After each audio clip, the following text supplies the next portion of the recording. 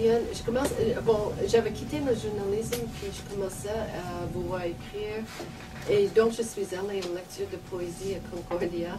Et là, c'était un gars avec toutes les femmes groupées autour qui étaient très impressionnées de ce monsieur-là. Je m'en souviens plus qui c'était. Et là, j'ai dit non, ça, si je vais là, j'écrirai pas un mot. J'étais quand même assez affirmée parce que j'étais journaliste. Je n'étais pas comme... tout le monde savait qui j'étais. J'avais une bonne carrière en journalisme. Et à une partie, j'ai rencontré France Théoré, qui est une de ces écrivaines dans la théorie un dimanche. Et on commençait à se parler. Puis tout d'un coup, j'ai commencé à découvrir, je pense, un genre de féminisme qui était littéraire, parce que bien entendu, je connaissais déjà le féminisme comme un mouvement politique. Et donc, toute héroïne était aussi pour moi un processus de découvrir un discours qui naissait à l'époque. Tu sais. Pour moi, le fait francophone et le fait féminin, si tu veux, dans ce roman-là, c'est une histoire d'amour avec les deux, là, très très fort. Et je pense que c'est ça l'histoire du roman, effectivement. Oui, dans les deux sens, oui. Oui.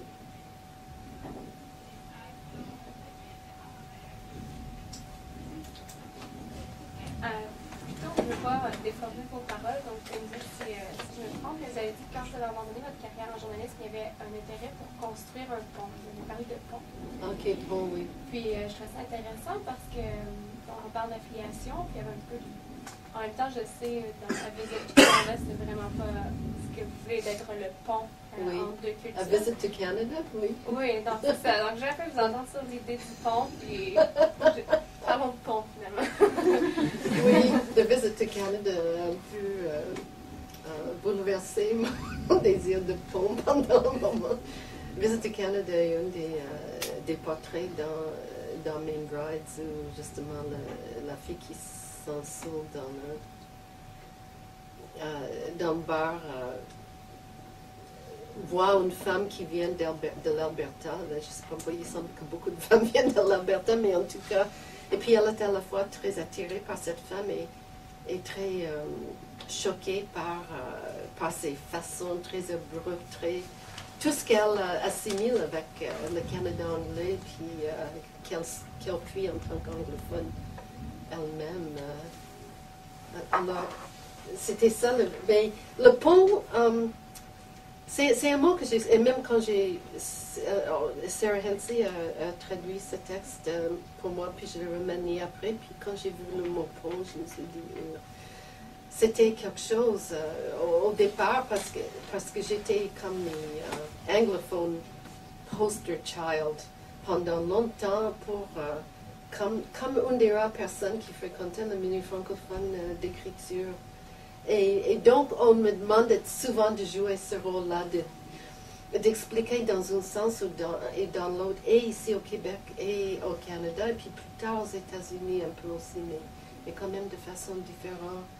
Et c'est pour ça que j'ai dit à Jill, à un moment donné, je ne voulais plus que mes conflits soient binaires, parce que c'est quand même un rôle un peu... C'est le rôle du traducteur, en effet. C'est un rôle important, mais ce n'était pas le rôle que je voulais me donner dans la vie.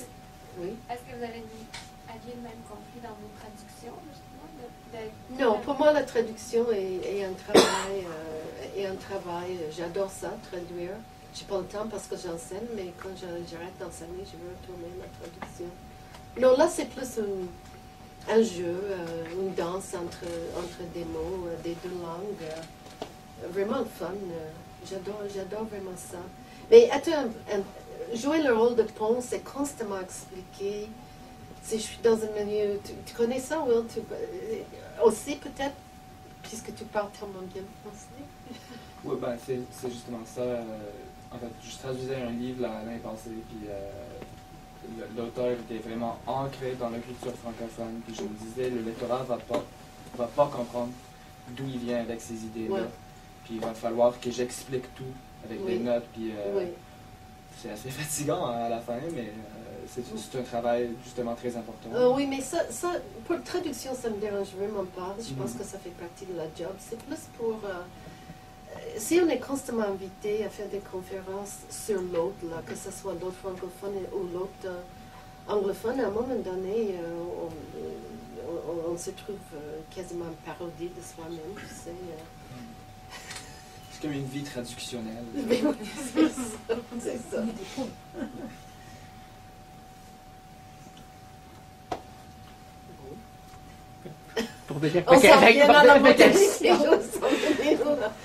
Pour rebondir sur ce qu'on était arrêté, cette la révolution qui commence. La révolution est commencée. Non, le terme que j'avais employé, c'est encore pire. C'est gentil, tu as juste parlé de modernisme, mais en fait, c'est un terme qui est pour moi très positif, mais qui est généralement entendu comme négatif, anachronique. Anachronique. Oui, c'est vrai, c'était vraiment pas gentil. C'est ça. Mais c'était pas par rapport à ça. C'est une question, je pense qu'il y a eu malentendu, c'est une question de réception, c'est pas une question d'écriture. Oui. C'est que toi, tu es resté toujours fidèle à ton projet d'écriture.